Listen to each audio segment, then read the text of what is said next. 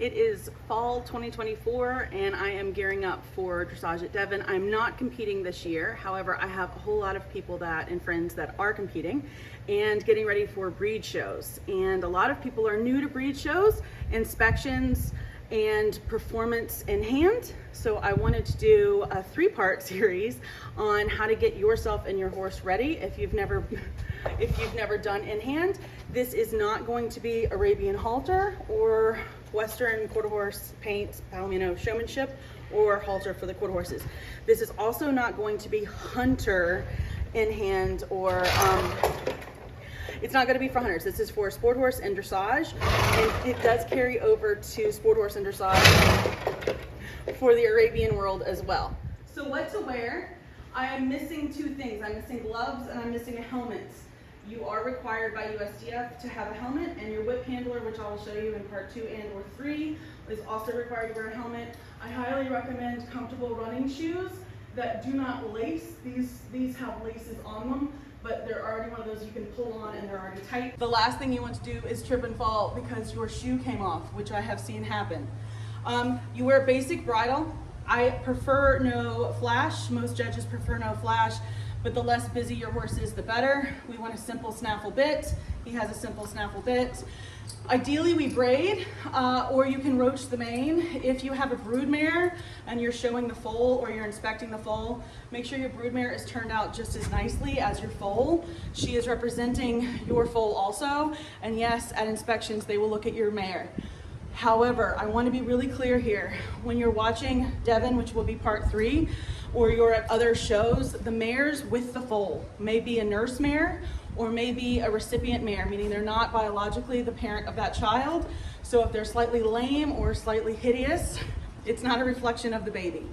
To hold your reins, the last thing most of us want you to do is do this. If you're running, you're going to use that outside arm for balance, so fold them like you would in showmanship. I'll actually do it correctly. Let me do it correctly, thank you.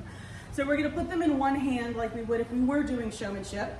I like to hold, can we move forward? Yeah. I like to hold the reins like I would hold the reins.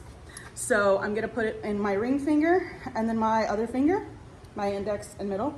So I'm holding the reins like I would hold the reins so that I can maneuver him like I would hold the reins. And then I'm going to take the excess and fold it back onto itself and hold it here.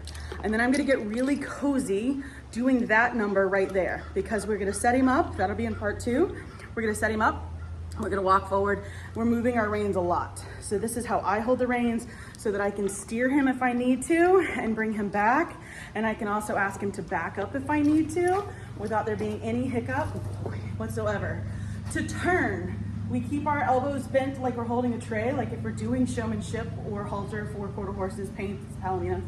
And I'm going to guide him away. If I need to help make the turn, I'm going to put my hand up near his eye, which he's desensitized to, or my whip up near his eye to help him make the turn. What this also does is turn my body, so he should yield.